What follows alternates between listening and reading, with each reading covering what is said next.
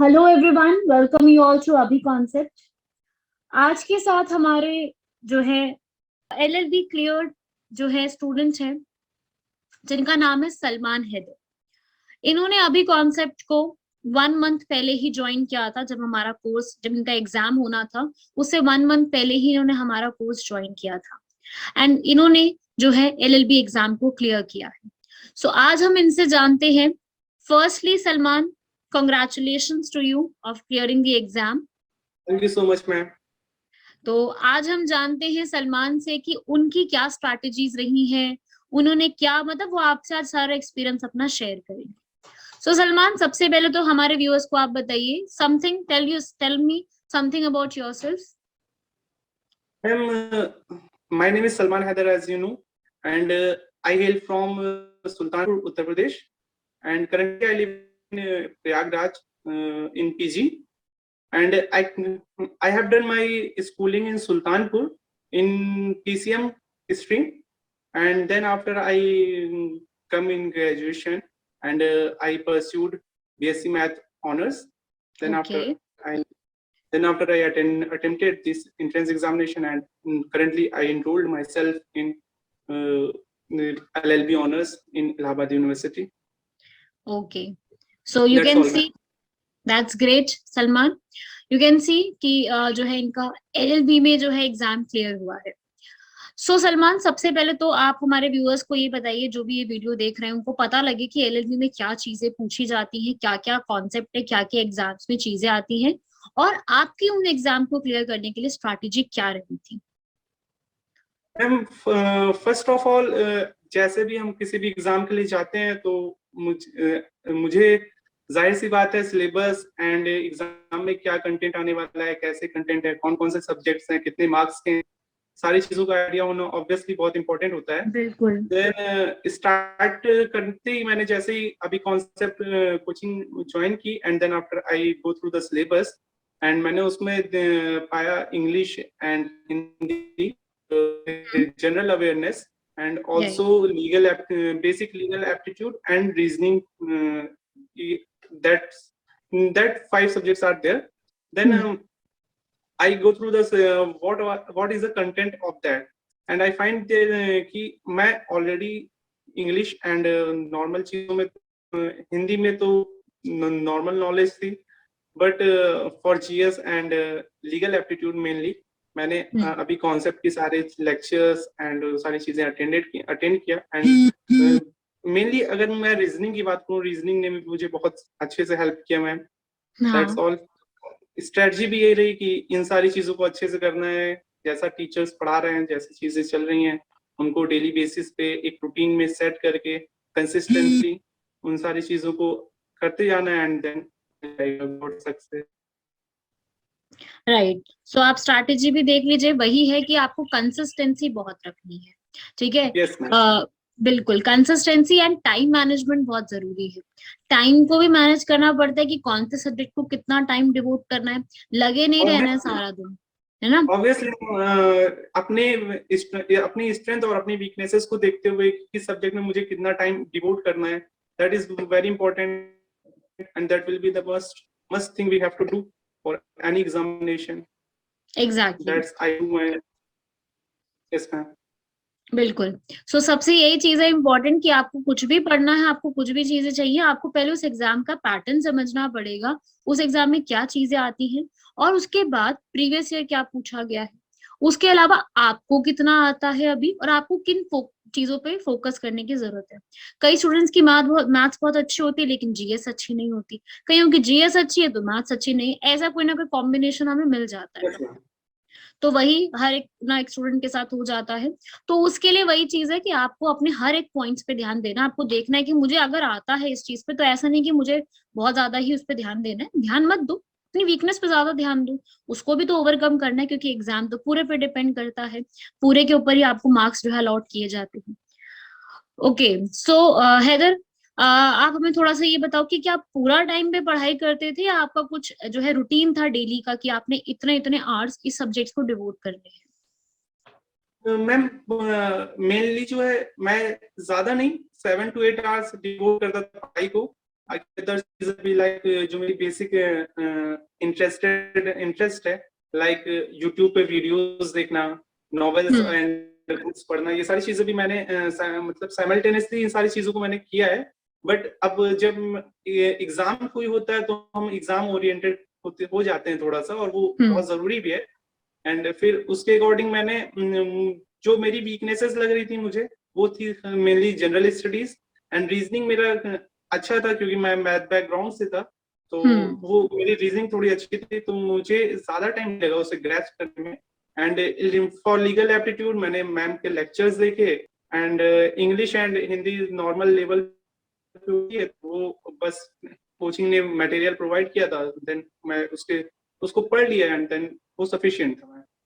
Okay, सो अभी concept ने आपको हर सब्जेक्ट में हेल्प की, ठीक है। yes, और बिल्कुल, और उसी के लिए आपको जो है मॉक टेस्ट का पहले मैं आपसे पूछना चाहूंगी कि मॉक टेस्ट, क्या आपने मॉक टेस्ट भी लगाए थे अपने एग्जाम के सॉल्व करने के लिए? यस मैम, जब मेरी प्रिपरेशन ऑलमोस्ट 2-3 डेज पहले ही खत्म हो गई थी, तो मैं 2-3 दिन वो जो रिलैक्सेशन का पीरियड होता है, उसमें मैं रिवीजन एंड मॉक टेस्ट पे ही सारी चीजें की हैं। मॉक टेस्ट मैंने दिया एंड वो काफी अच्छा, काफी हेल्पफुल भी रहा। उसमें से क्वेश्चंस भी मुझे 2-4 क्वेश्चन उसमें से मिले भी मुझे वहां पे, और वो काफी अच्छा रहा मेरे लिए। ओके, सो आप जो है ये जो है जरूर बताएं सबको कि जो मॉक टेस्ट होता है, क्वेश्चंस प्रैक्टिस करने की जो हैबिट होती है ना, वो बहुत जरूरी होती है। आपको yes, कॉन्सेप्ट आता है, बहुत अच्छी बात है, कॉन्सेप्ट सारा पता है, पर उस कॉन्सेप्ट को इम्प्लीमेंट कैसे करना है, उस कॉन्सेप्ट में आए हुए चीजों को सॉल्व कैसे करना है, वो आपको सिर्फ क्वेश्चंस बता सकते हैं, and that too mock test. So it's very important कि आपने जो पढ़ लिया है, आपको आता है, आपको कॉन्सेप्ट पता है, आपको नॉलेज पूरी है, आपके पास कंटेंट पूरा है, लेकिन उसको सॉल्व कैसे करना है अगर क्वेश्चन पूछ लिया जाएगा with in that given time frame, वो बहुत जरूरी है। तो उसके लिए आपको मॉक टेस्ट बहुत जरूरी होता है। मॉक टेस्ट सबके लिए एक एडवाइस है कि मॉक टेस्ट जरूर लगाइएगा। मॉक टेस्ट के बिना it's very difficult to solve, exam में एक्चुअल वे में उसको सॉल्व करने में बहुत दिक्कत आ जाती है, सो उसको जरूर लगाइएगा। एंड जैसा कि आपको बता रहे हैं कि जो है 6 to 7 आवर्स सलमान जो है अपनी पढ़ाई को रखते थे, आप डेली ही रखते थे उस चीज को, तो वो भी yes, बहुत मैम, जरूरी है। Consistency is must ma'am. बिल्कुल बिल्कुल, कंसिस्टेंसी बहुत जरूरी है, आप जरूर हमेशा ही रखें। ऐसा नहीं है कि आज 6 से 7 घंटे और नेक्स्ट डे कुछ भी पढ़ाई नहीं हुई है, ऐसा बिल्कुल मत रखिए। अपना एग्जाम जो आ रहा है उसका प्रेशर मत लो, लेकिन उसको जरूर जो है अपना कंसिस्टेंट जरूर रहो कि आज हमें इतना टारगेट रखना है। ऐसा नहीं कि पूरा पूरा सिलेबस कर लेना है, क्योंकि एग्जाम में हर क्वेश्चन आपको नहीं आता होता है ना। एग्जाम में प्रेशर भी बहुत हो जाता है ना कि यार ये क्वेश्चंस आते नहीं है, ये वाला चीजें बहुत दिक्कत दे रही है, तो ये चीजों के लिए भी आपको मॉक टेस्ट की जरूरत बहुत पड़ने वाली है, ठीक है। जैसा कि आप देख सकते हैं सलमान के बैकग्राउंड में भी जो है मैप ही लगा हुआ है, तो आप उससे देख सकते हैं कि उसकी पढ़ाई कैसी चल रही होगी। तो ये बहुत जरूरी है भाई कि अपना आप जो है पूरा एक सिस्टमैटिक वे रखें, नोटबुक्स बनाए, नोट्स बनाए, और जितना भी टीचर्स गाइडेंस आप कहीं से भी कैसे भी पढ़ रहे हो, उसके लिए बहुत जरूरी है कि आप उसको प्रॉपर नोट्स की फॉर्म में जरूर लिखें, राइट। सो जो है आप कुछ और जो है अपने फ्यूचर एस्पिरेंट्स को, जो भी 2022 में एग्जाम देना चाह रहे हैं, उनको आप क्या मैसेज देना चाहेंगे अपनी साइड से, कि जो गलतियां आपने करी या जो सजेशंस आप अपनी साइड से और स्टूडेंट्स को देना चाहें, ताकि वो भी अपना ड्रीम कॉलेज यूनिवर्सिटी ऑब्टेन कर सकें? मैम, जो भी फ्यूचर एस्पिरेंट्स हैं, अगर उनको मुझे कुछ सजेस्ट करना होगा, तो सबसे पहली चीज मुझे जो सजेस्ट करनी है वो ये कि उन्हें कॉन्फिडेंट होना चाहिए। उन कॉन्फिडेंट बहुत जरूरी है। आप किसी भी एग्जाम के लिए जा रहे हैं, अपने अंदर एक कॉन्फिडेंस लाइए कि मैं ये कर सकता हूँ। अगर मेरे अंदर वो कॉन्फिडेंस आता है, देन चीजें डूएबल लगने लगती हैं। तो एग्जैक्टली। जब चीजें डूएबल लगने लगती हैं, तो उनको करने के लिए कंसिस्टेंसी भी अपने आप ही आ जाएगी। तो जब आप कंसिस्टेंटली वो काम करेंगे, तो फाइनली आपको सक्सेस भी मिलेगी। बट इन सब के बीच में आपको कंसिस्टेंस होना पड़ेगा और पेशेंस भी रखना पड़ेगा। पेशेंस भी बहुत इंपॉर्टेंट है। ये नहीं है कि एक दिन में ही रिजल्ट आपको मिल जाएगा, तो आपको एक पेशेंस रखना पड़ेगा लॉन्ग टर्म सॉल्यूशन के लिए। सो दैट्स अगर फ्यूचर एस्पिरेंट्स कोई भी हैं, आप अपनी स्ट्रेंथ और वीकनेसेस को पहचानिए और उनमें काम करिए। जो स्ट्रेंथ है उसको और स्ट्रेंथन करने के लिए काम करिए, जो वीकनेसेस है उसको लैप्स करने के लिए काम करिए। और उसी पे फोकस करते रहिए, कंसिस्टेंटली काम कीजिए, जरूर सक्सेस होंगे। That's my advice to all aspirants ma'am. It's very great. Salman की एडवाइसेस सच में बहुत काम की है, सब लोग इसको जरूर अपनी लाइफ में इम्प्लीमेंट कीजिएगा। पेशेंस रखना, बहुत अच्छी बात बोली है, पेशेंस रखना बहुत जरूरी है। पहले ही दिन कोई एग्जाम क्लियर नहीं होने वाला, ये आप भी जानते हो, सब जानते हैं। लेकिन ये है कि फर्स्ट टाइम पर ही आप अपने आप को डिमोटिवेट भी मत कीजिए कि ये एग्जाम मुझसे नहीं होगा तो मतलब डिमोटिवेट हो जाओ। कीप ऑन डूइंग, एक ना एक दिन जाकर के वो आपको चीजें आने लग जाएंगी। जैसे कि अभी सलमान ने बोला, डूएबल होना चाहिए।